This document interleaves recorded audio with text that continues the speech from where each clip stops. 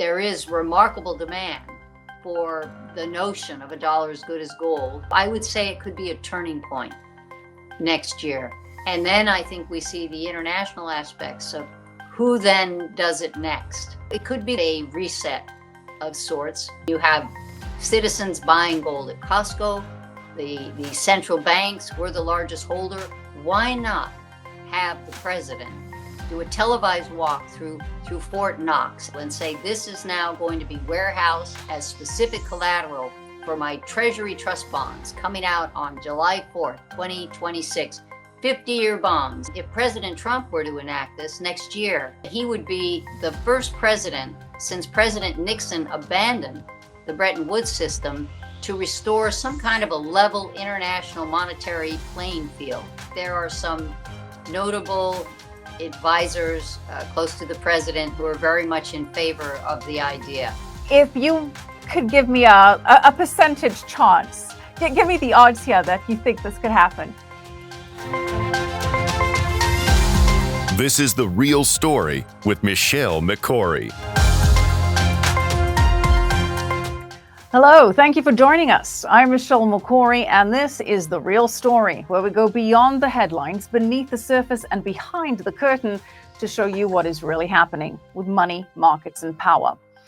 And gold and Bitcoin continue to rally, hitting new record highs. Now JP Morgan is calling this the debasement trade.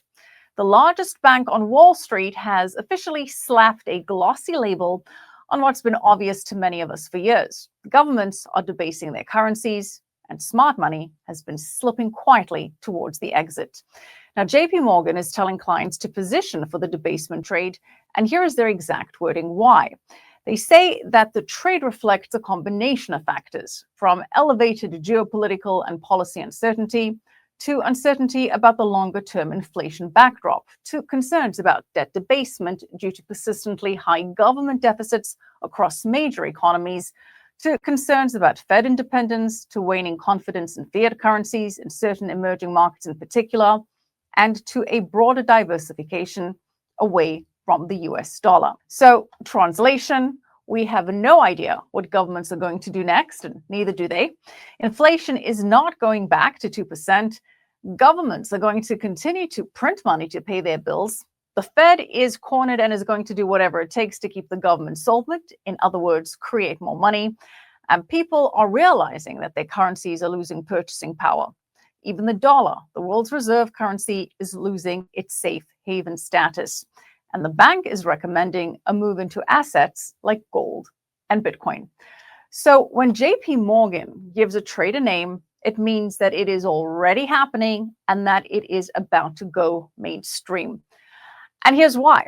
The United States is now more than $37 trillion in debt, running $2 trillion plus annual deficits, and paying over $1 trillion a year in interest. That is roughly $3 billion every single day just to service past borrowing. The US is spending more on interest per year than on defense or Medicare, and it's borrowing money just to pay interest on money that it has already borrowed. That is a debt spiral. And printing or clicking more money into existence, debasing the currency and inflation, becomes the only politically viable way out. Meanwhile, the rest of the world has been noticing and de-dollarizing for a number of reasons, including sanctions and excessive weaponization of the dollar. The BRICS Plus, for one, are settling trade in their own currencies increasingly.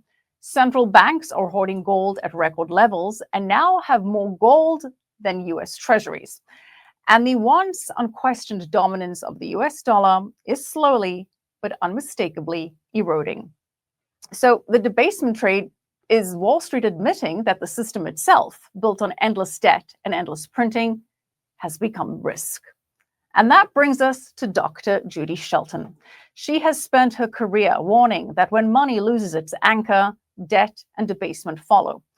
Dr. Shelton is a former Federal Reserve nominee under the first Trump administration and senior economic advisor to President Trump. She's a senior fellow at the Independent Institute and author of several books, including Good as Gold, How to Unleash the Power of Sound Money. So is the debasement trade simply Wall Street's label for the reckoning that Judy Shelton has been warning about for years? She's long argued that gold should once again play a role in restoring monetary discipline and transparency. Could this move in gold and perhaps even Bitcoin be the first signs of a return to a form of sound money? And is gold going to once again play a real role in the global monetary system? Dr. Shelton, welcome to The Real Story here on MFM. I'm delighted to be with you, Michelle. What a great introduction, the way you phrased it. It's interesting to hear it called the debasement trade by a financial giant in the industry, because it used to be to talk about that would mark you as a member of the right-wing fringe. So it sounds like this is now mainstream, and I'm glad to see it recognized that an increase in the dollar price of gold can be seen as a debasement of the dollar. Right. And, this is something that you have long been warning about. It's a sign that people like you have been right when this becomes a mainstream sort of retail term. It's not necessarily a good thing, of course, but it does prove that the things that you have been cautioning against are unfortunately, coming to fruition. And you've warned for years that the system could reach a point where debt, deficits, and monetary excess start eroding confidence in the dollar. So now, as we said, we've got this debasement trade. What is your broader read on this and how it fits into where we are in the U.S. macro economy right now? Well, I think that it does reflect a public reduction of faith in the wisdom of government. There are some basic functions that we expect our government to deliver, and I think a balanced budget and sound money, and by that I mean money that you can count on to serve as a dependable measure of value through time. After the 2008 financial meltdown, I think you had kind of the confluence of the Occupy Wall Street movement and the Tea Party movement. And from both those directions, there was a sense of this financial system is somehow rigged against us. It's fine if you already have financial assets. The Fed is your friend. But for people who just work for a living and do the right thing and put a little savings away every week, it just felt like you were on a different track. So the popularity of gold now reflected in the price, but also in the way that people are going to Costco and buying gold. At the same time, you have central banks buying gold. I think it does say something about this disappointment in the ability of governments to move towards sound finances and sound money. Right. And gold is up, of course. Bitcoin is up, but Judy, everything is up. We're seeing everything go up in nominal terms, in nominal USD terms. So it looks like things are booming. Stocks are up triple digits. Homes are up. There's this illusion of wealth in terms of nominal terms. But if you look at things in gold terms, that's when things start to crack. That's when the illusion starts to fade, because stocks and homes are flat to negative when you look at things priced in gold. Just for an example, since 2022, the US dollar's purchasing power has fallen more than 20%. That's a modest estimate. Cumulative inflation has increased 25%. But you've got the S&P 500 up 106%. Home prices, as measured by the S&P Case-Shiller Home Price Index, up 52%. But really, despite the S&P 500 doubling in nominal terms over the last 5 years, it's collapsed in Bitcoin terms. It's down 88% in Bitcoin terms since 2020. It remains down around 13% plus when priced in gold terms. So, this goes back to a concept in your book where money is meant to be a meaningful unit of account, and that is critical for so many reasons. What do you think is really going on here? Are we seeing the first stage of a global unit of account fracture? Well, there is sort of this dichotomy. In some ways, the fact that the market is signaling confidence in the future economic situation. That is, we see markets are applauding I think, an agenda of lower taxes and less regulation, lower energy costs, and I think trade policy that does seem to favor domestic production. So I think that profits are going to come in pretty well. We certainly see productivity potential through AI. In some ways, I do trust what the market is saying about the potential for more prosperity in the future. But you want that to be reflecting the real increase of goods and services. And for so long, we've had to look at the increasing financialization, and that's caused by central banks. And I think that is on a different track than what I would call real economic growth. I think that the Federal Reserve right now, let's look at the world's most important central bank, seems rudderless. And it's not that it has to be on a gold standard, but what we have is something so precarious where even the legal dilemma of the status of Lisa Cook, for example, as a member of the Board of Governors, now being delayed to January. Her own attorneys said that if she can be removed, that this would cause chaos and turmoil in financial markets. When you think of it, that is such a fragile way to have a central bank attempting to steer this dynamic and vast U.S. economy, and yet be subject to one member and their future on a board of 12 voting members.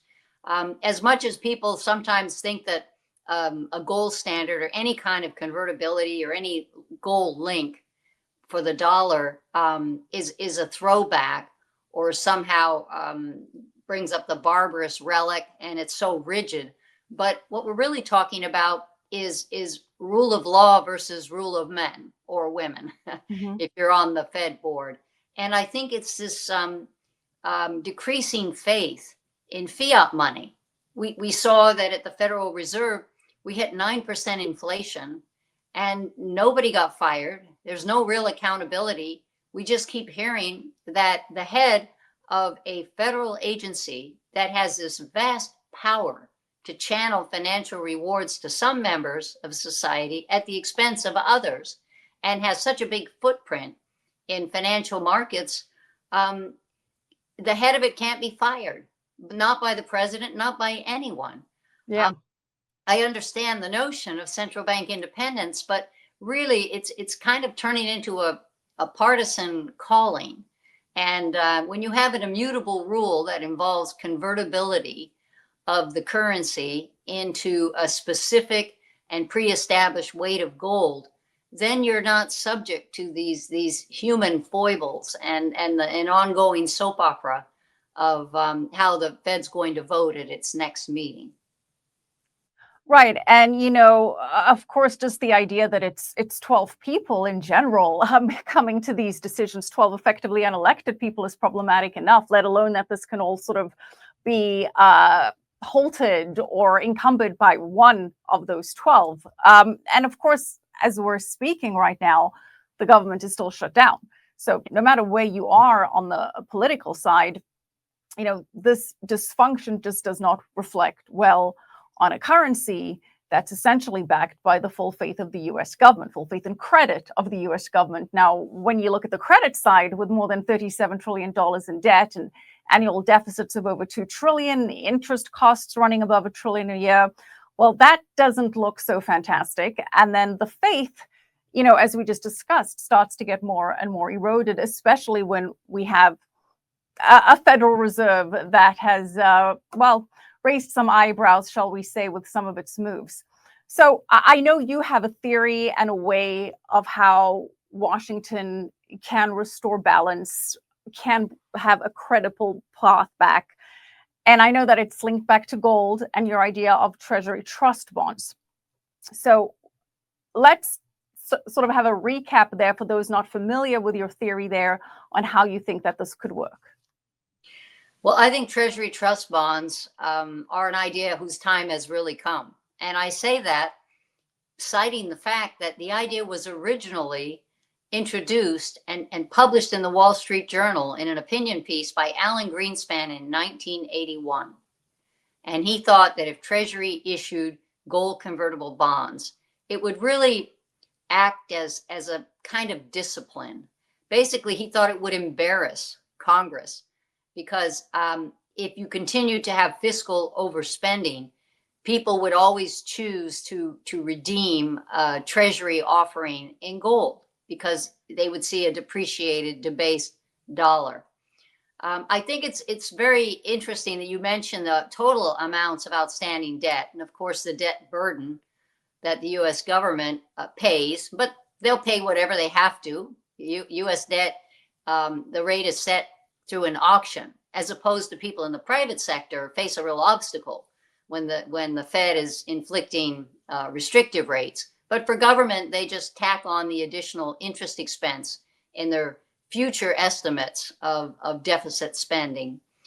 The Fed right now is flying blind. Here we have an institution that considers it a virtue that they are data driven. They often invoke that. So much for forward guidance. But the data that they rely on has proven to be erratic. There are huge revisions. And if the Fed were to have acted upon what later turns out to be what they consider more accurate revised data, they might have done something completely differently at the time. Right. So, in fact, Chairman Powell was asked about that at a press conference. What would they have done differently had they known what the revised numbers would be? And he really dismissed it and said, we don't look in the rearview mirror. But that is a fundamental question. If the Fed's response to data dictates certain actions, then if the data is misleading, then they're proposing and implementing the wrong actions. And now there's no data at all during the shutdown. So flying blind and rudderless. And there's the additional irony, and I think this reflects kind of the hubris that if they had perfect data, then the quantitative solution as to how to manage the economy by manipulating interest rates would be evident to everyone. Well, that's really not the case. You could still have different interpretations of how to respond to specific, even accurate and timely data. So there's this pretension that you can finesse the steering of economic outcomes through the interest rate. And I think that that is really the fatal conceit. Right. To your point, they're relying on data, which is so grossly inaccurate. I mean, they've had like job numbers revised by almost 900,000 jobs. So it's insane when you think that frankly, the leading authority on where the world's money goes is relying on data that is just completely inaccurate. But, I want to bring it back to the Treasury trust bonds. And before we unpack that, maybe you can give us some of the specifics of what that actually means, how it works, how gold fits into this picture, how it would help restore confidence in the US dollar, in the system. And then we'll sort of break it down from there. Well, a Treasury trust bond would be a Treasury offering. So this is being proposed to investors who are willing to purchase sovereign debt, US Treasury debt. And it would have a feature that at maturity, the bondholder could either have the face amount on the bond defined in dollars or a pre-specified amount of gold. So it gives that option to the bondholder. And one way to think of it is let's say gold is $3,900 today.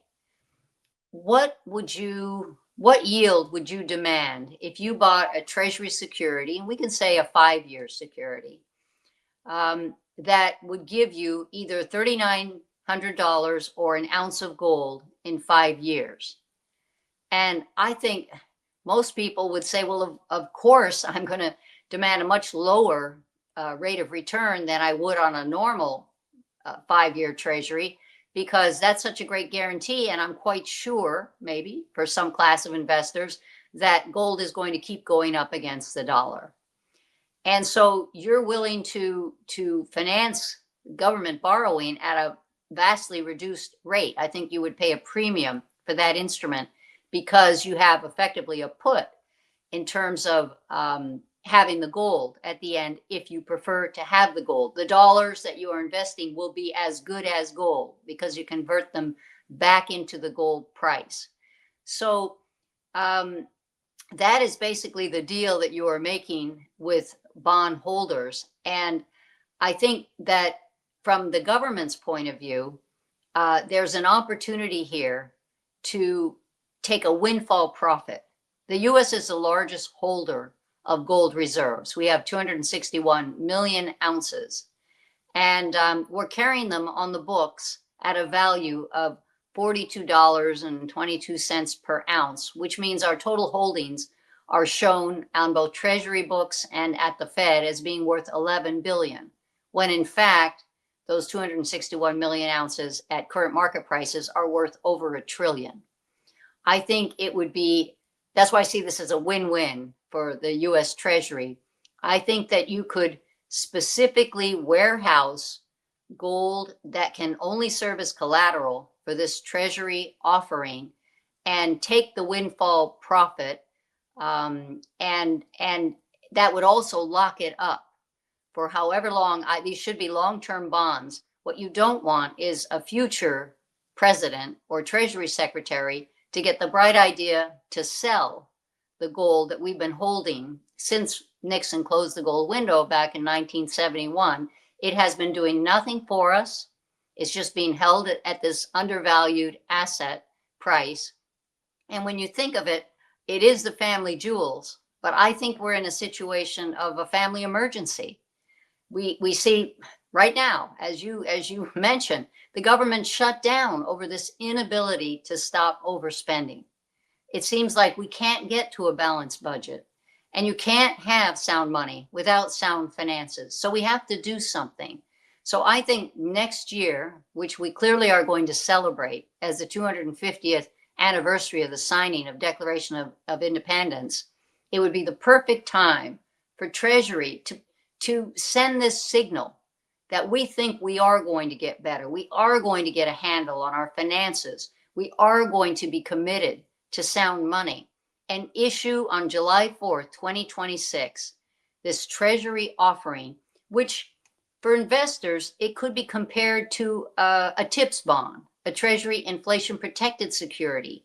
That's a typical Treasury offering, but it has the added feature that it compensates the bondholder for unexpected inflation, using the CPI as a way to compensate the investor. And so investors take a lower return on that, and then that becomes a valuable tool for the Fed, because the difference between the rate of return, the yield on a traditional Treasury security versus a TIPS security gives you some idea of aggregate expectations of how much the dollar will be debased through inflation in the future.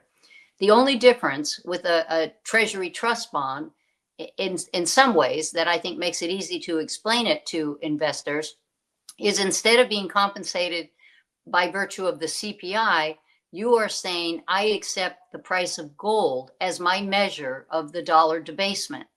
And therefore, I see gold as even a surrogate for the real economy.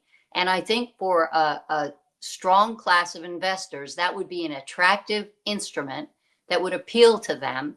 I'm approached by people who say, I would buy a 50-year gold-backed bond for every one of my grandchildren. And I'm fine if it turns out that there's even a certain novelty to it, and if it's seen as that sort of investment. But I think it also could have a very sophisticated application in terms of signaling to the rest of the world that the US is determined to keep the dollar as a global reserve currency. And if President Trump were to enact this next year, I think that he would be the first president since President Nixon abandoned the Bretton Woods system to restore some kind of a level international monetary playing field, which is really the only logical foundation to have free trade. So I think it would be a very strong signal, and and have a sophistication. A Treasury trust bond could be used in dollar stable coins. They could be backed by these holdings, or a percentage of the holdings that would back any kind of stable coin. That is, you could have 90% traditional treasuries and maybe 10% with the Treasury trust bonds backed by gold. You could do it for different maturities. You could track the normal Treasury offerings, say from 5, 10, 20, and 30-year bonds. But the final element, I think, is this 50-year bond, because you're establishing a beachhead. You're first off saying that on our 300th anniversary of the signing of the Declaration of Independence, the U.S. intends to be standing tall in the world, and we will have gotten our finances in order, and we will have moved towards sound money. And we're setting up this sign of our commitment to that, because that Treasury trust bond, if it gets enough attention, will, I think, get the world to look at the U.S. as being committed to this better economic and financial situation. And I think it'll mean a lot to citizens. Well, just to push back and challenge the signal idea here, Judy. I mean, I love the idea, and I want to get more on where we are in terms of this actually happening. But you said that this sends a positive signal.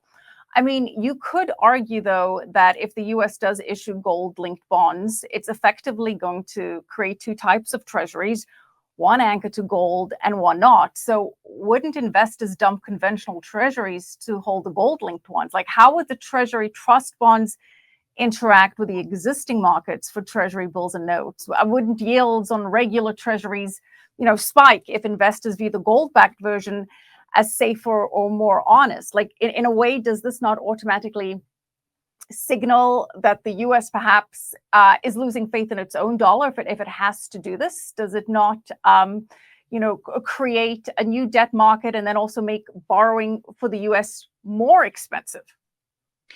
Well, if that were to happen, if people were to flock into this as a superior instrument to hold, I think that would say a lot already, that people are almost demanding a dollar as good as gold.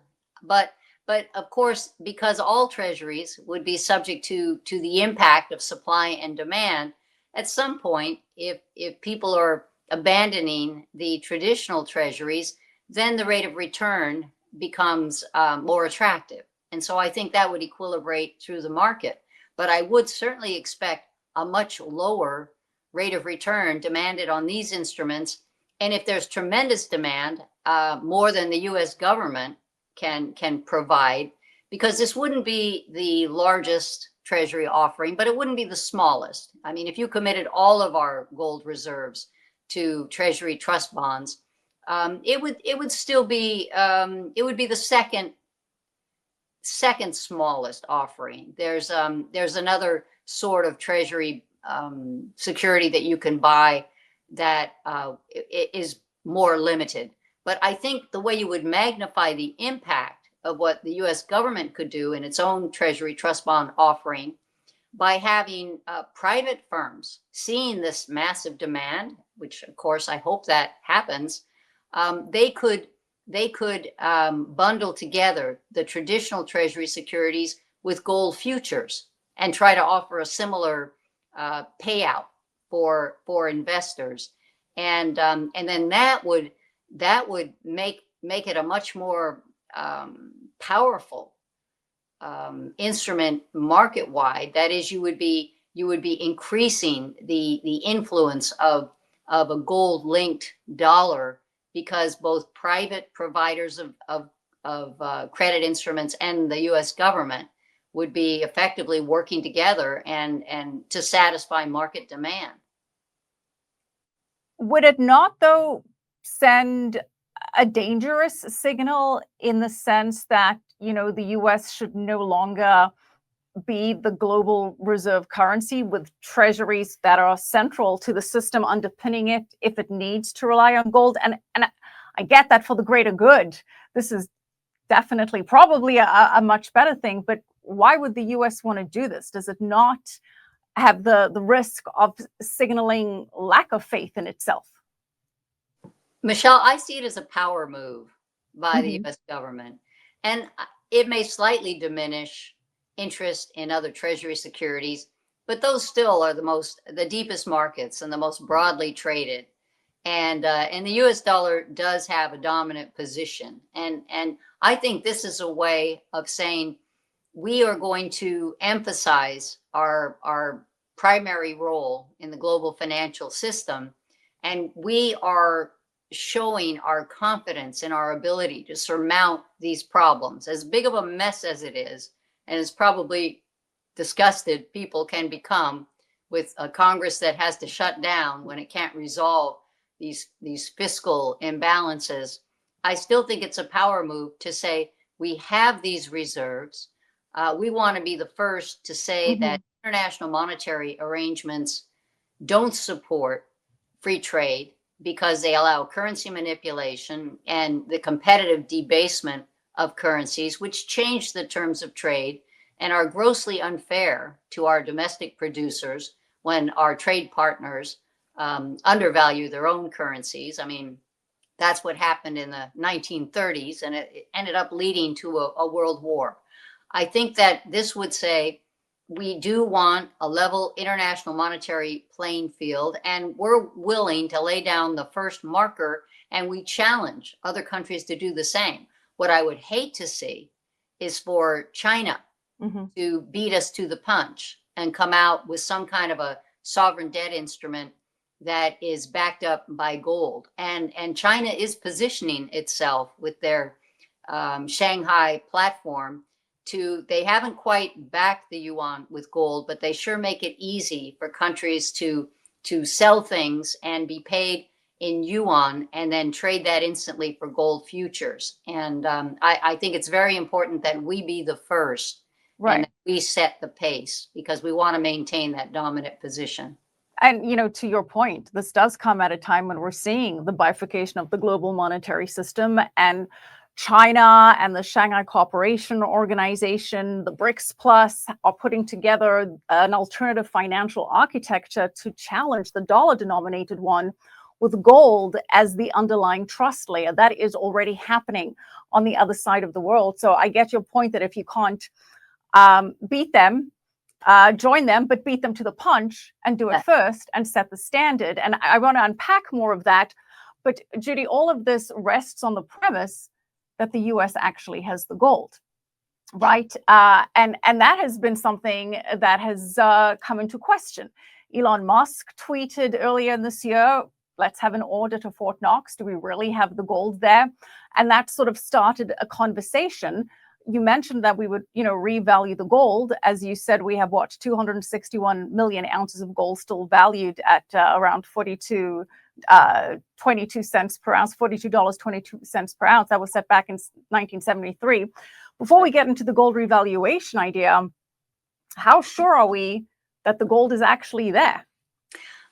Great question. And I've been surprised at how many people have written to me and said they would love to buy these. They love the idea of Treasury trust bonds, but they don't believe our own government, which is kind of sad, actually. They don't believe that the gold is even still there. And I guess the official audit maybe goes back decades. And I've heard Treasury Secretary Scott Bessent, whom I respect very much, say that he's confident the gold is there. And I believe there are annual audits, but they're basically just ensuring that that to the extent that the gold was already counted, the seals have not been broken. But I think this is a great opportunity and a great PR opportunity to do exactly as both the president and Elon Musk have tweeted, which is to conduct a live publicized tour of Fort Knox. What better way to bring attention to this whole issue of the importance of the integrity of the US dollar, and what is the meaning? Why do we have these gold reserves, and how powerful is that as an advantage for the United States in backing up our treasury offerings and even our whole financial system? It's considered a bulwark. Even during the nomination process for me as a Fed governor, I had an email from Alan Greenspan one morning. So this was in 2019. And he saw the accusations I was a gold bug and this is part of the fringe right wing cabal. And he emailed me and said, if gold is such a worthless metal, why does the US government hold so much of it? And other governments as well. And so you see, central banks are among those now purchasing gold. So I would capitalize on all that. I mean, you have citizens buying gold at Costco, the central banks, we're the largest holder. Why not have the president do a televised walk through Fort Knox and check those seals and verify physically, do a full bore audit? And that should satisfy people and say, this is now going to be warehoused as specific collateral for my Treasury trust bonds coming out on July 4th, 2026, 50-year bonds, and then maybe the interim maturities below that. But I think it would be very powerful as a PR. I won't call it a stunt, but I think you really do need to persuade people that the gold backing is there so they could exercise the option. And I think that's just very important. But also, it's not just the physical availability, it's the possibility of encumbrances. I think you need to make sure there are no legal claims, no liens against that gold. I believe the Bank for International Settlements does actually use encumbrances on physical gold as part of some of its monetary dealings with foreign banks. And I just think it's important to verify that it's truly gold owned by the Treasury. It belongs to the United States, and to assure people that that would be available and cannot be touched, cannot be sold, cannot be used for anything other than ensuring that the option to convert into gold at maturity of all U.S. Treasury trust bonds is absolutely guaranteed.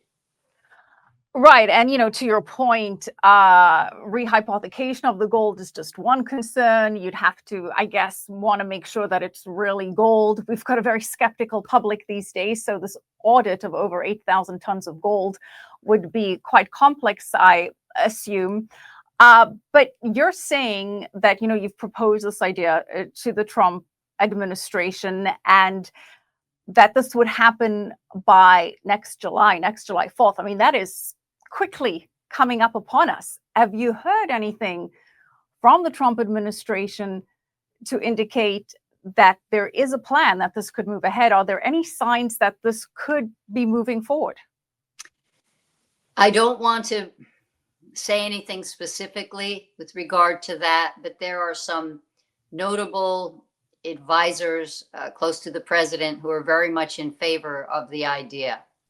And so it really needn't be that difficult. When Treasury inflation protected securities were introduced, it was a matter of Robert Rubin, who was the Treasury Secretary at that time under the Clinton administration, a Democrat administration, who simply said, this is a new offering. We're trying to find ways to satisfy investor interest in protecting their the funds they loan to the federal government.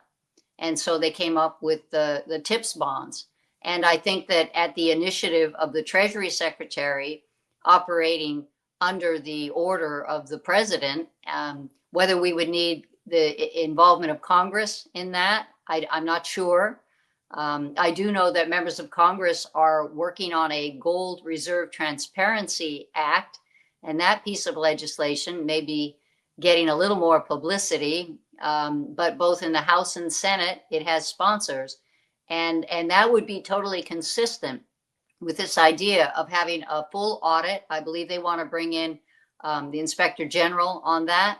And we would have to have assurances that the gold is there. And then that paves the way for a Treasury initiative to offer this as an alternative way to purchase Treasury debt.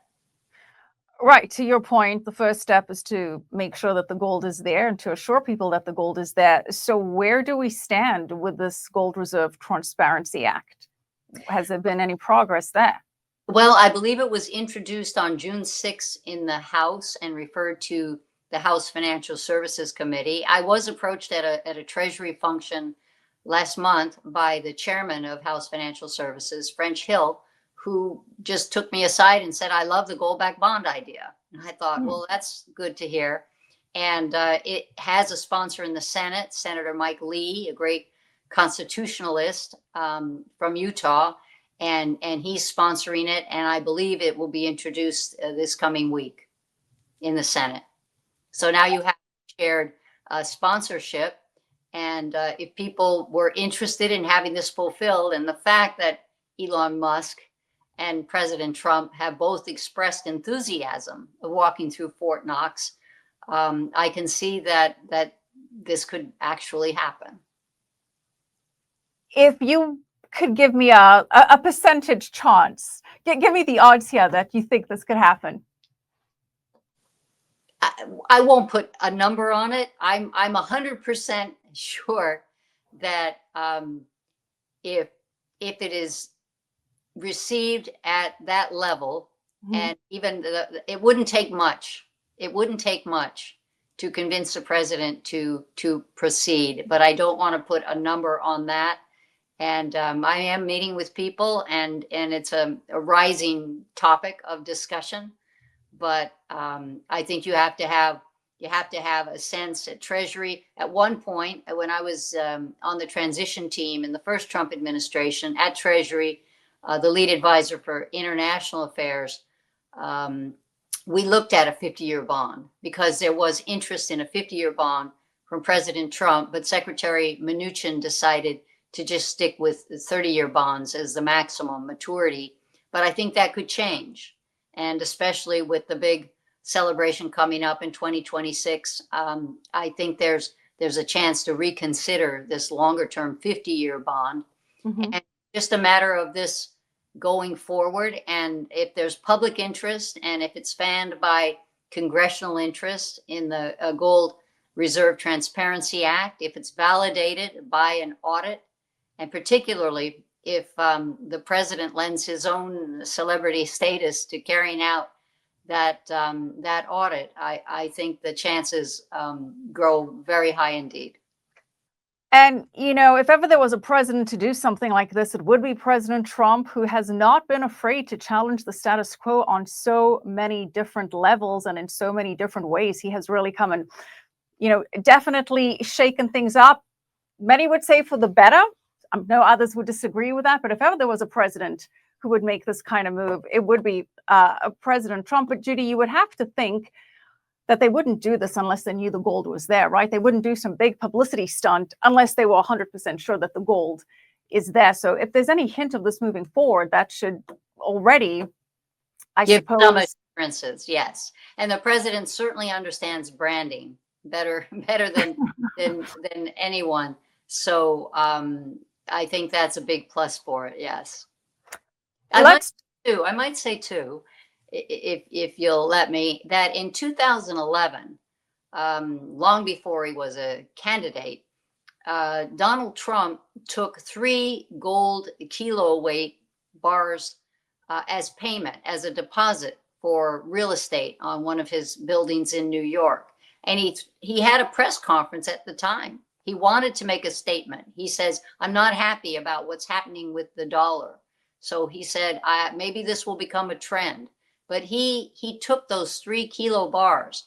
And I think if he were to know now that if he used that money he received as a deposit, he would have to pay a capital gains tax on that gold. And I think that can be constitutionally challenged. Gold is referred to, gold and silver, as money. And we saw just in the last few months, Governor DeSantis of Florida and Governor Abbott of Texas both signed legislation to make gold and silver legal tender in their states. And they attached it to legislation that really embraces digital and sophisticated technologies and sets up platforms that would allow gold to be used for day-to-day transactions using blockchain technology and very sophisticated ways of using cryptocurrencies and stable coins. And I think we see the stable coin legislation that would allow stable coins to be issued. And if they were backed by Treasury trust bonds as a collateral, because they're like a currency board, you have to have 100% backing. That could be a new form of the dollar that I've said could be called solidus, not only because a solidus was an ancient, very successful currency that was used across a broad swath of the world, but it could mean solid US, meaning you have a stable coin that has a one-to-one correspondence with the US dollar, but it's backed up not just by Treasury securities, which are part of the new legislation, but by Treasury trust bonds, that is gold convertible Treasury securities. So that could be a special offering. But the state movements are very powerful in telling a message in themselves. And I think that could work jointly with an effort at the federal government to have Treasury trust bonds backed by gold. You know, Judy, there are so many signals and indications that this could happen in so many ways to dissect this, including President Trump's view on the dollar. But, you know, before we get there, you touched on the Genius Act, which of course does regulate the issuance of stable coins, which are digital tokens pegged one-to-one to the dollar, which would require the new issuers to have the assets to back it up. So, and that effectively cements the US's role in, you know, the crypto sphere, because people need stable coins when they're interacting with anything to do with crypto, as they're a stable peg between transactions. So it keeps your transactions in the crypto sphere. So the Genius Act, as we know, regulates this. On the one hand, then you would have the stable coins creating demand on the short end of the curve, right, for the shorter treasuries and bills. And then if you add a stable coin link to the long end of the curve that's linked to gold, I mean, it seems like that would be a pretty good solution. I like it. I like the way you set that up. And I think you could start to see the convergence then of Treasury offerings across the spectrum. And that would be fantastic to see that as you got longer and longer, you were having Treasury instruments that had this gold convertible feature. And when you think of it, that would directly address what I think is a significant problem that we have right now with the Federal Reserve. The Fed uses as its primary mechanism for manipulating the interest rate the rate that they pay on cash reserve balances that commercial banks are required to keep at the Fed. So this is overnight cash, and it's guaranteed and it's riskless. And banks are now collecting 4.15% on that.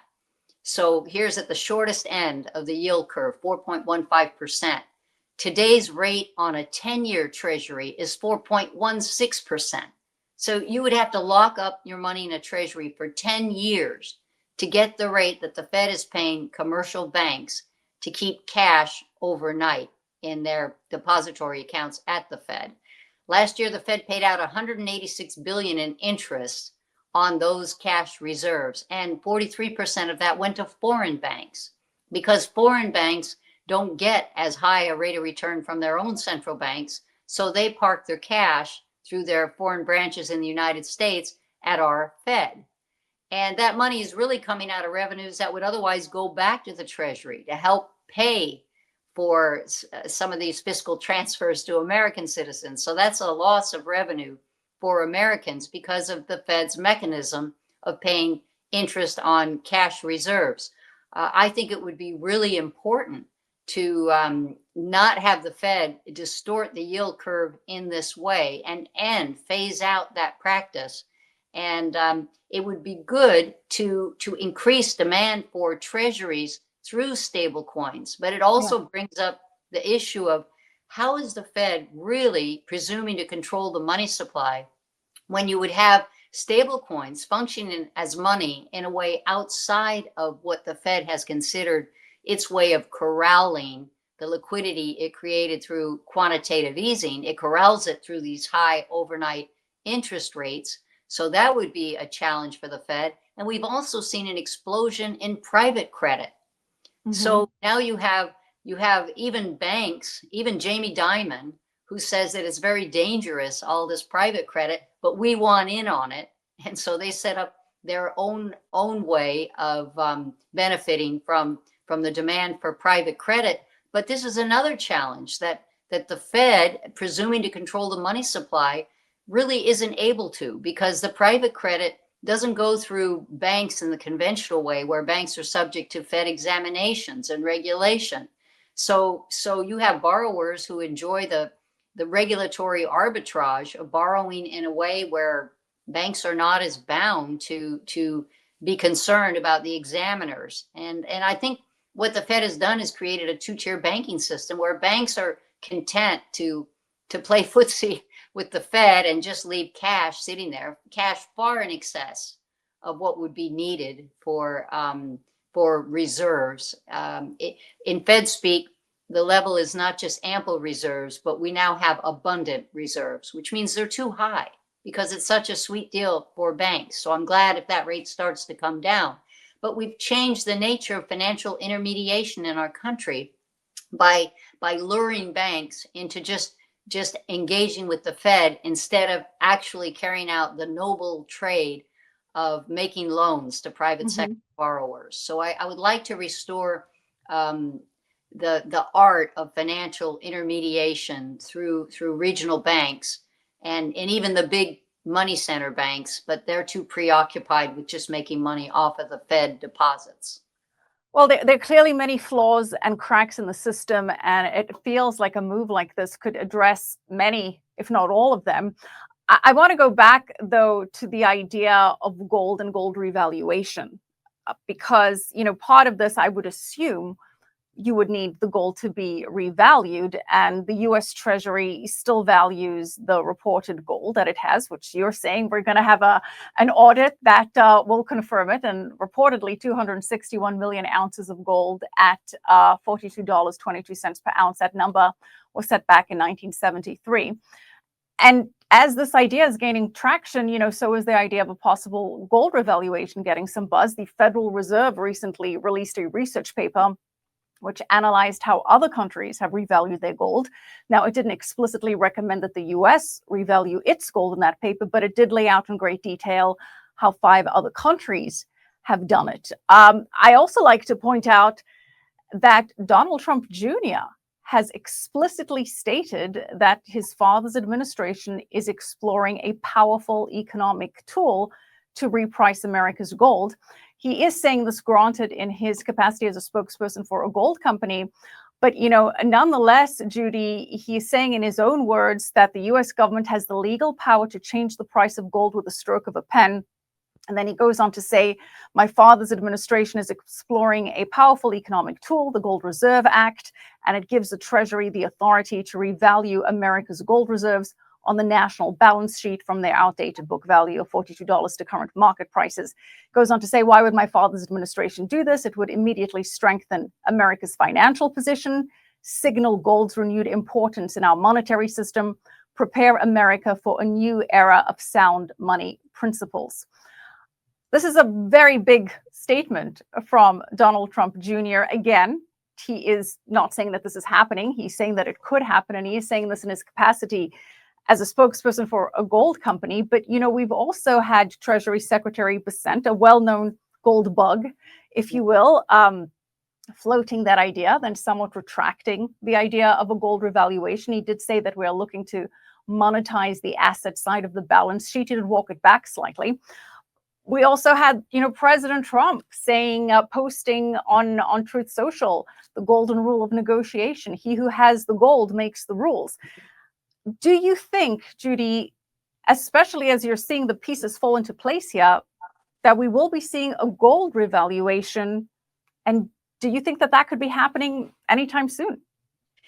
Well, I don't know if it would happen through the stroke of a pen. That would be nice and easy. We remember when the solution to our fiscal problems was going to be $1 trillion platinum coin. I think it makes much more sense to monetize assets. And I know that Secretary Bessent had to clarify that he wasn't referring to revaluing the gold when people thought that very phrase might mean exactly that. I've been looking at something the International Monetary Fund did in 1999, and it set an interesting process for revaluing gold. Countries had to, under the Bretton Woods Agreement in 1944, provide a quota, put up money at the IMF to become participating members, and you were required to have 1/4 of that quota amount be furnished in gold. And so the IMF itself is a large holder of gold reserves.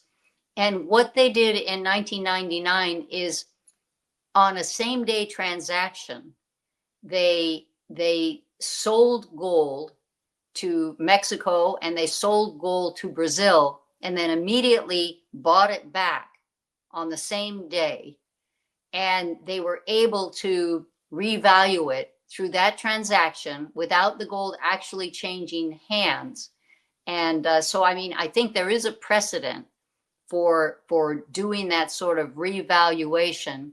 You do have, and I would need to have an attorney or legal counsel at the Federal Reserve explain this in precise detail, because the Fed is also carrying on its own books as an asset gold certificates worth 11 billion, exactly as Treasury carries its gold holdings as being worth 11 billion.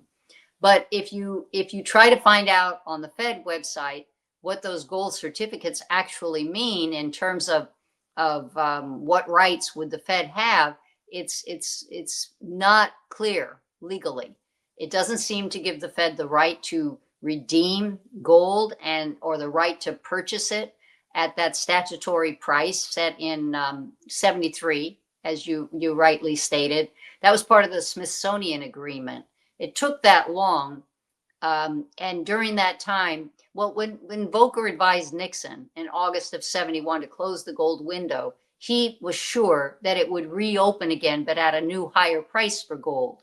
So he just was going to increase from $35 to something higher than that to accommodate the inflation that the US had indulged in due to the guns and butter era of big social spending and financing the Vietnam War. So the price started to go up, and gold was selling for 37, then 38, then 39. And finally, by February of 1973, it had reached the $42.22 price. And the US position was, we can never catch up. We unleashed too much inflation. We can never catch up to the market price for locking in a rate of convertibility. And then that was truly the end of the Bretton Woods system. But I think we need to clarify what is the legal status of the gold being held by the IMF, but that was contributed by the United States. Is that in addition to our 261 million ounces? Because certainly the liquidation procedures that are laid out in the Articles of Agreement from 1944 show that the gold would revert back to the country that contributed it as part of its quota. And I think we need to clarify, what is the role of the Fed? I mean, even 11 billion is not nothing. So to claim an asset, it must have some value. So what exactly is that value? What does that entitle the Fed to? And could we do some kind of similar arrangement where there's a simultaneous purchase and sale of the claim on gold that would allow us to reap that windfall profit and take it in as revenue to the federal budget?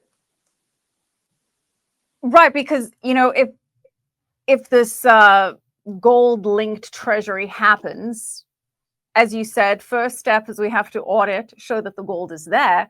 Then I would think that the very next step would be to, at the very least, market to market, though, right? There would be, you have to revalue it at the very least to its market price. Yes. And then you're saying, and that's, that gold revaluation has been done before, and as you just mentioned. So you're saying there would need to be some kind of IMF cooperation here, or not necessarily? I'm saying that the way the IMF did it was a certain accounting sleight of hand that was accepted as legitimate.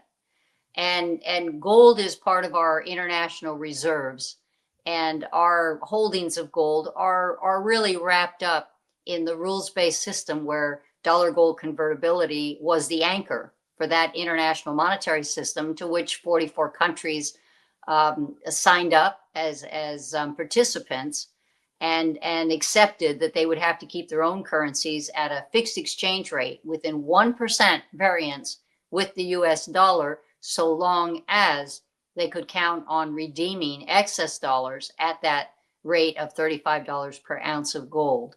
So I just think that you want to be able to get the blessing Right. of the international monetary community, and the fact that the IMF revalued gold in that way, I think sets a precedent that we can point to as a legitimate means of reconciling the former statutory value with the current market value.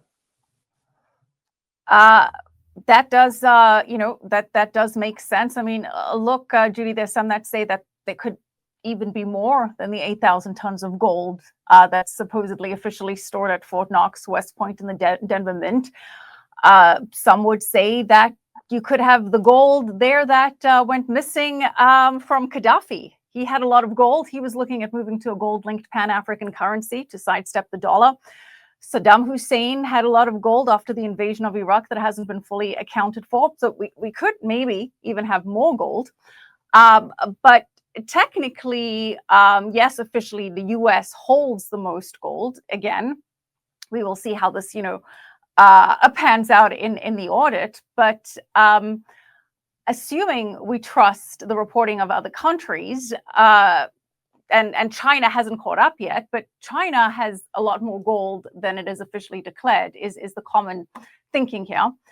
How would this move to issue gold-linked long-term treasuries impact China and Russia and other US foes who have been pushing de-dollarization, who have been hoarding gold, who have been setting up parallel financial architecture linked to gold that aim to move away from the dollar-led system, as we've discussed? China, the Shanghai Cooperation Organization, some of the members there, at their recent meeting, they made it very clear that they were laying the railway for a parallel financial system. China's globalizing the yuan, hoarding gold, expanding the Shanghai Gold Exchange, creating a system of gold vaults around the world that has cross-border settlement system that is faster than SWIFT. And you've got gold as the layer anchor for the system, because these countries don't really trust each other. So how does any official gold move by the US impact these US foes? Well, I think you would just be leapfrogging these potential challengers to the dominance of the US dollar in global trade and global finance. So you would be trumping their move. Pun intended. Very appropriate, yes, because now you have not only in word and deed the dominant global reserve currency, but now it has the ultimate bells and whistle, and the fact that you're willing to back a particular offering and call it a Treasury trust bond and see demand for it, really, then the ball's in their court. What are they going to do? Because now, if the US were to say, we demand, maybe in exchange for most favored nation trade treatment, we demand that you put out a similar sovereign bond offering with a gold convertibility feature, and you match the maturities of our own, because we will use that to judge, to say, since they're both of these would be debt obligations, sovereign debt obligations based on the same global reserve asset, gold. So it would be a way of seeing whether or not other currencies were being debased by governments, a way to measure it. That is, if see whose promise is more trustworthy, a US promise to redeem in gold or China's promise to redeem in gold, and let markets, the power of markets, be harnessed and have sort of a competition to see which countries are capable of issuing some tranche of their total sovereign obligations with gold-backed instruments. And I just think that would be a good way to say this is part of a U.S. plan to have logical international monetary arrangements, and maybe for the first time since the Bretton Woods system was dissolved, you would have a president who says we believe that we need to have a way to fight currency manipulation. We believe it's only rational to uphold the virtues of free trade and the logic of free trade, to have effectively a common currency, but based on national currencies. But it's a matter of, that was the beauty of the old gold standard. Every country had its own currency, but they all were denominated in terms of the global reserve asset, which was gold. And if a country on its own failed to be capable of carrying out convertibility of its currency, it didn't threaten the whole system. It just removed them as a trustworthy participant, because they weren't able to keep their currency valid because they could no longer honor the convertibility aspect of it. So I think this could be sowing the seeds for this new level international monetary playing field that really fits in with the idea of not having countries use the unfair trade advantage of debasing their currencies, so and having the damaging impact on domestic providers that through no fault of their own are priced out of the market because of the machinations of another country's central bank. I think it would be a leadership move, and I can't imagine any other country being able to do that and to pull it off. And I just think it would cement our position and show our confidence in being able to say, here are the rules of the road from now on, so that financial investment and trade is carried out under optimal and fair competitive conditions, where you don't compete through currency depreciation. That's not really competing, that's cheating. You compete on the basis of offering value. And but it's done on this level playing field. That's very important.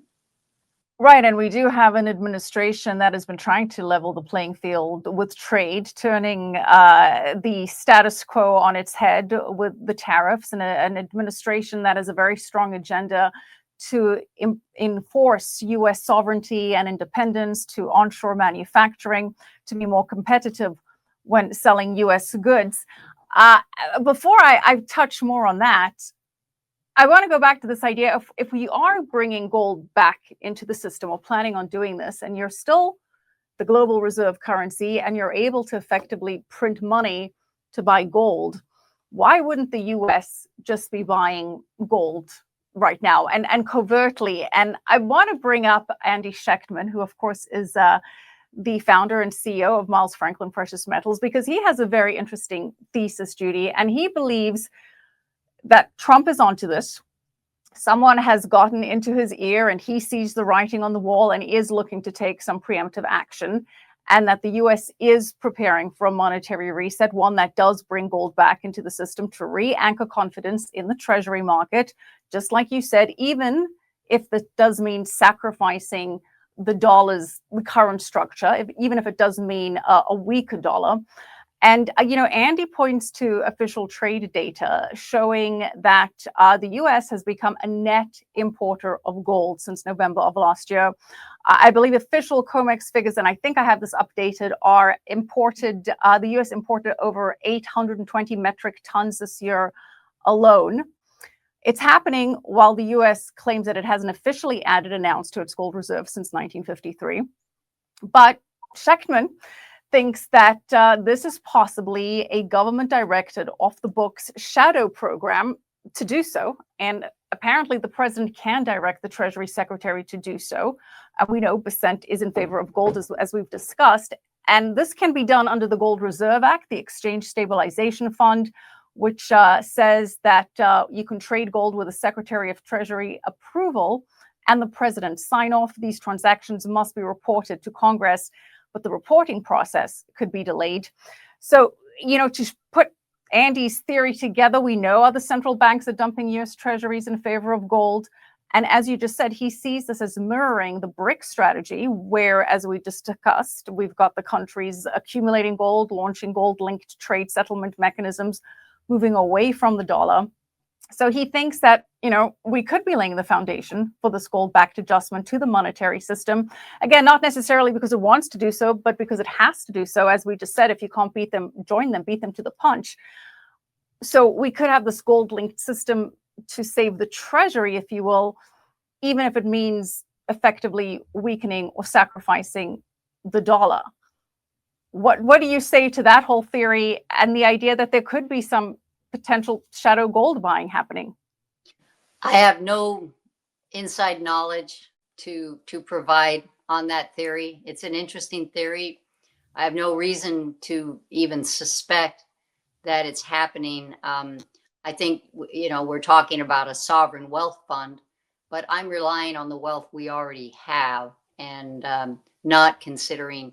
Now, when Greenspan first talked about gold convertible bonds, he thought that the U.S. might well have as an option, they could purchase gold and use that to pay off the bonds. He thought that was perfectly legitimate, although he said, but you could lose money on that in the same way as you can lose money on currencies that depreciate and you have to pay off. He compared it to the time that I believe the U.S. offered a bond that was denominated in Deutschmarks. So we're going back quite a ways. But he said it ended up costing the U.S. a lot because it had to pay a lot for the Deutschmarks to be able to live up to its commitment. And he said, so that could happen with gold. I think it's important that we use the gold we already have. Mm-hmm. The gold that has been doing nothing for us for over 70 years. I think that's the gold we should use, the family jewels, and that's what we should put up as a collateral. And who knows, in 50 years, some people think that we'll be mining gold on asteroids. Maybe the price will go way down, like when new discoveries were made in California or Australia. It might end up really being a fantastic deal for the U.S. government, or maybe the dollar strengthens because we start to get our act together in terms of balancing the budget and moving toward more sound money policies at our central bank, assuming we continue to have a central bank. I will say one thing that Trump has been insistent on, President Trump, is that the international monetary system is so distorted by what central banks do, and particularly with their policy interest target rates, which I said for our Fed, that's the rate they pay on the cash reserve balances of commercial banks, which is the same for the European Central Bank and other major central banks. Even with all the problems France is having with their latest prime minister resigning, I think the fourth time in the last year, the rate that the Fed pays, a riskless overnight rate on cash, is substantially higher than the 10-year French Treasury bond. So that tells you, when Trump has complained, when he said that our own Federal Reserve, with its restrictive interest rates, is out of kilter with what other central banks are doing, especially considering that we should be considered the world's safest, most credit-worthy debt issuing nation. It really is out of kilter, and it just doesn't make sense that countries in substantially worse shape than our own, and I think we have serious problems, but the French situation is dire from a fiscal point of view, and yet their 10-year sovereign debt instrument trades at a lower, or yields a lower return than what commercial banks can get for leaving cash sitting at the Fed doing nothing overnight as a riskless investment on their part. And, Judy, the president does want to tackle a lot of this. If we did bring this, gold-backed treasury, does it weaken the dollar? Because isn't that ultimately an agenda of the Trump administration to effectively, challenge Triffin's dilemma, which is the curse of being the global reserve currency, which means, to keep the world supplied with dollars, America has to run trade and budget deficits year after year. That keeps the system running, but it weakens our economy, hollows out manufacturing, erodes national security, and eventually eats away at trust in the dollar. And the case could be made that the US may no longer benefit from being the global reserve currency. President Trump has said he wants a weaker dollar. Vice President Vance has made comments lamenting that being the global reserve currency is in fact hurting the US economy, particularly manufacturing. The president wants to make America self-sufficient, sovereign, not reliant on global supply chain and foes, as we've discussed. So, do you think this could be part of the plan if they do issue the Treasury, a trust bond backed by gold? It weakens the dollar, and that is potentially a good thing in the context of Triffin's dilemma and in the context of making the US more competitive. Michelle, I would just say I've always thought it was unhelpful to talk about the dollar as being strong or weak. Because there's a sense that, oh, well, you certainly want to be strong, but what you want it to be is dependable. In the same way, I don't call myself a hawk or a dove in terms of monetary policy. I'm a woodpecker. I just keep hammering away at the idea that the unit of account is meant to provide a store of value. It's meant to be a reliable way to measure value. It's a measure, a meaningful measure. And constitutionally, it was set up, Article 1, Section 8, I believe, in the very same sentence that gave Congress the power to establish the official standards of weights and measures for this new nation, the United States. It gave Congress the power to regulate the money because the money was meant to be a measure. It was meant to provide a standard. That's why we talk about a monetary standard.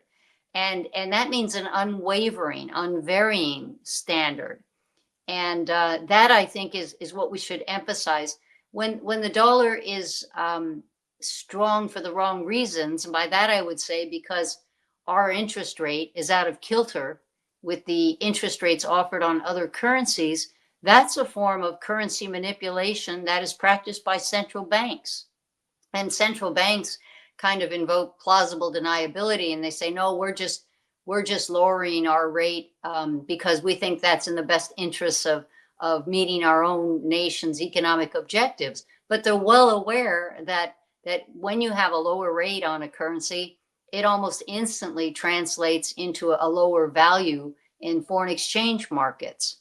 So I think that we've empowered central banks to carry out currency depreciation through their varying monetary policies. And when the European Bank is lowering at a time when our Fed is in a wait and see mode, that alone can cause the dollar to be stronger than it should be.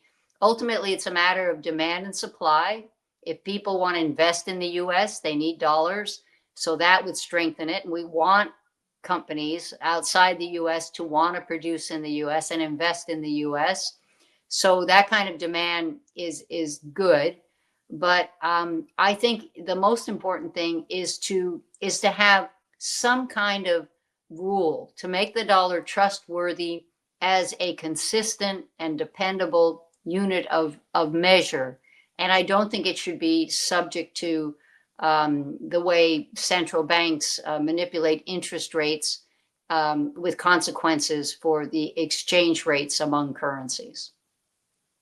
And again, this is a point you make in the book, which I can't stress enough, is an excellent read and covers so much important history. For those that haven't had the benefit of reading the book, if we could zoom out a little bit. Now, of course, you go into tremendous detail about how earlier gold standards operated, and you make the case that those systems, they didn't fail because of gold, but because of how they were managed. But effectively, gold has always been part of the system. And we look at the dollar as a global reserve currency. I mean, that's only been around for about 80 years since Bretton Woods, and that was delinked from gold since 1971. So just over 50 years have we had this, dollar fiat experiment happening. But you say, that gold inevitably comes back into the conversation. So obviously, can't go too deep into the woods, but can you give us a very quick historical backdrop here? Because I think it helps, as we wrap up the conversation here, set the scene of, effectively, in a way, we would just be going back to what has always been done and has always worked to some degree. So if you give us a quick historical recap from, I guess, the last two systems. Well, the classical international gold standard was in effect basically from 1880 through 1913. World wars tend to undermine any kind of system you have. But we could go back even further to the Currency Act that Thomas Jefferson was involved in. Thomas Jefferson wrote his notes on the establishment of a money unit. There's 17 pages at the Library of Congress, handwritten pages. And he decided that the US currency, because now you were going to try to have a common currency among these 13 formerly independent republics that were now united into a new nation. So he wanted to have a common currency for the United States. And he said it should provide a reliable unit of account. It should be familiar to people, and it should be simple.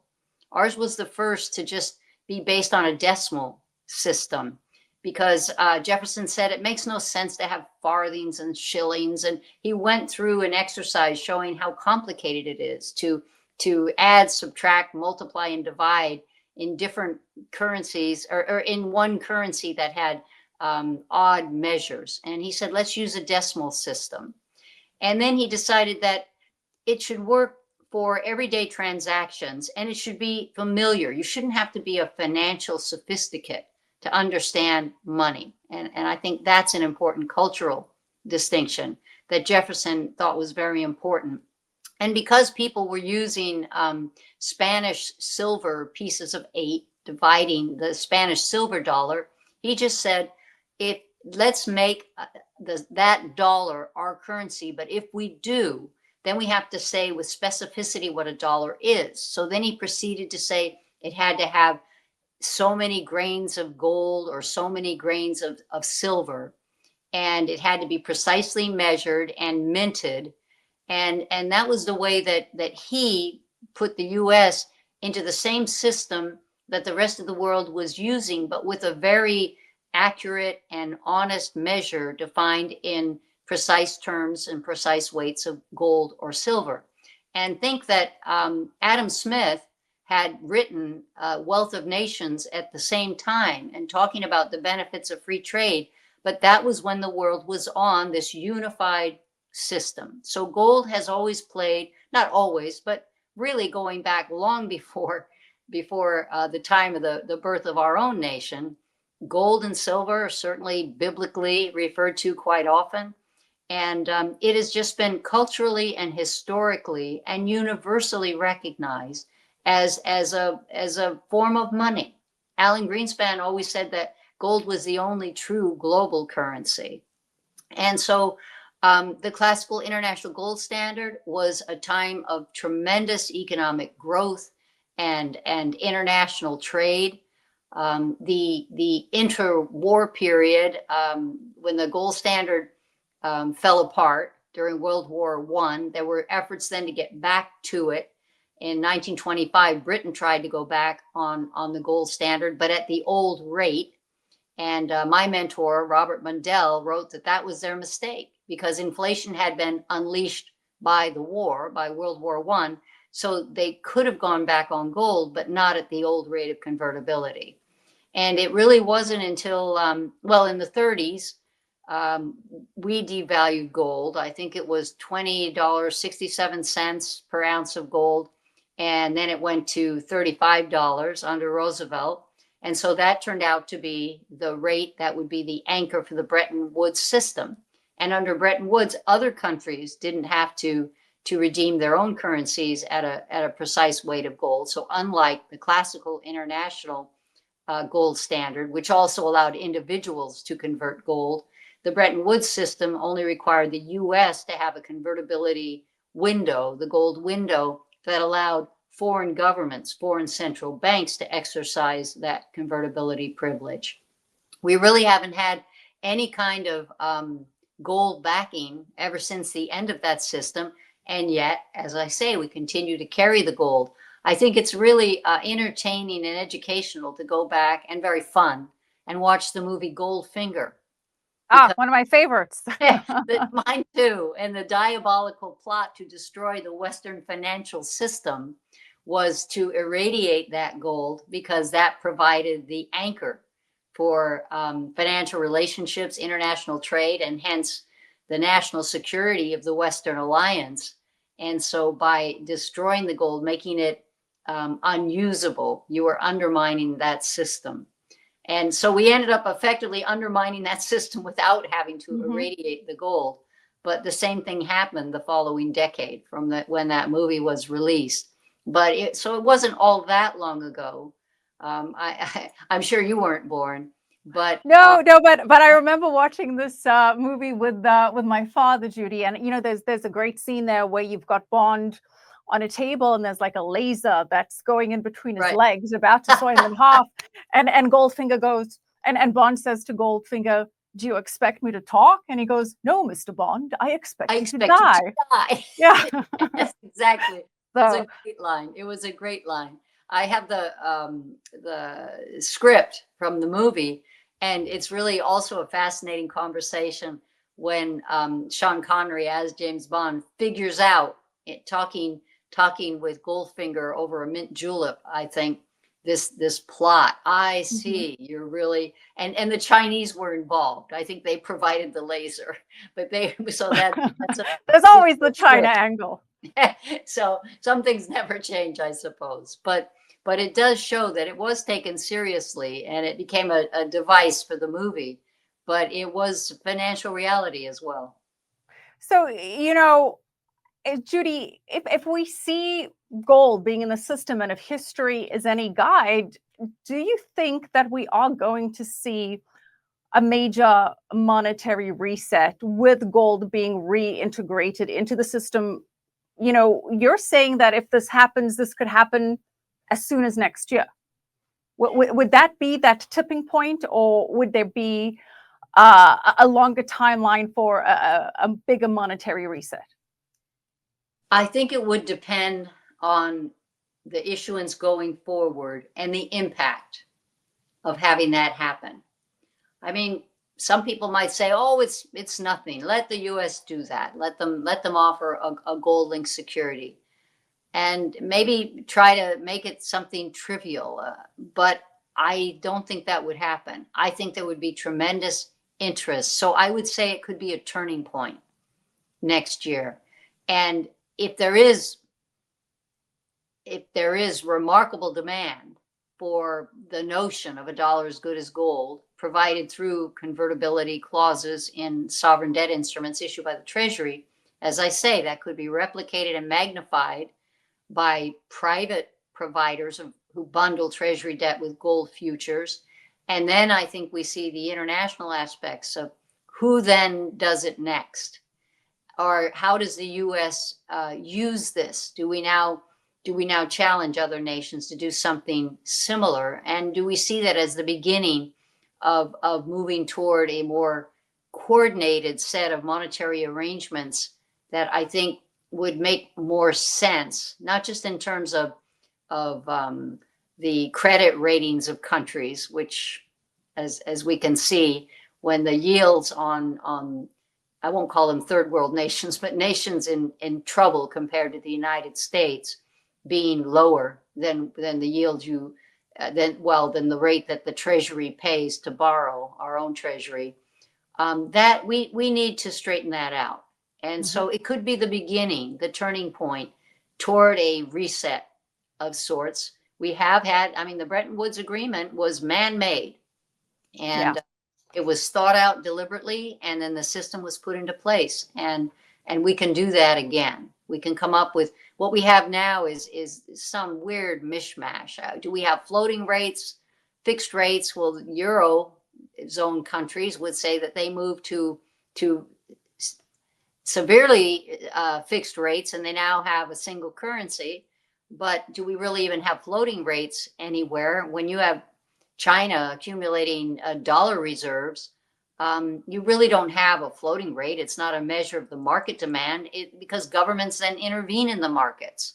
And so they distort whatever signals that Milton Friedman had hoped would come out of a freely floating rate. It's manipulated by governments who then dump reserves or do whatever they have to try to prop up their own currencies. We do need to have a coherent international monetary set of arrangements, and I think the U.S. should be at the center of it, not as a burden, but as a leadership move.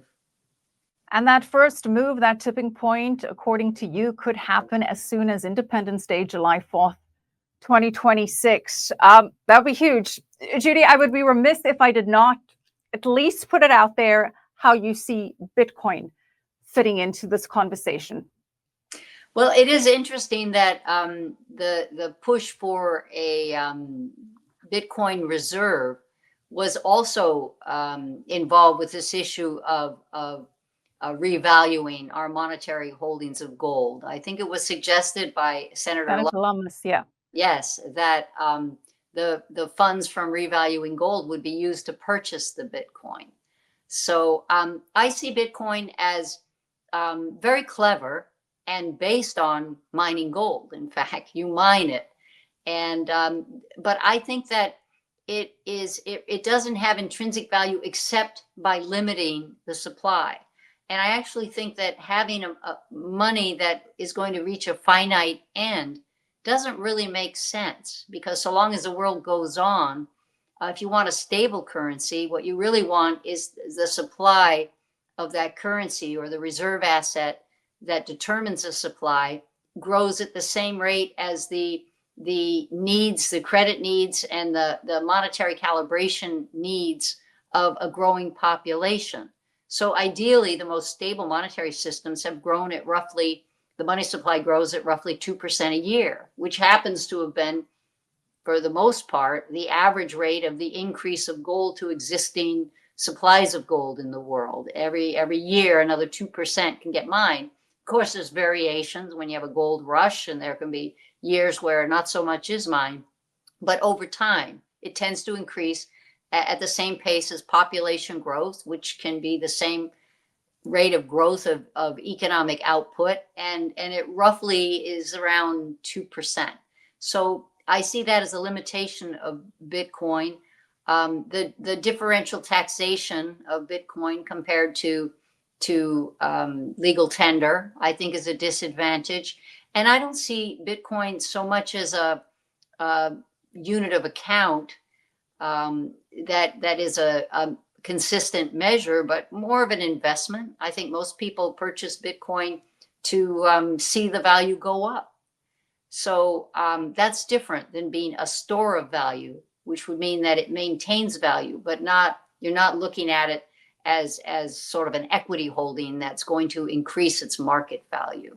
So I'm intrigued. I think the Bitcoin phenomenon and popularity has opened up a lot of our consideration of alternative monetary regimes, alternative currencies. That's very, very healthy. And I like private sector innovation involved in that.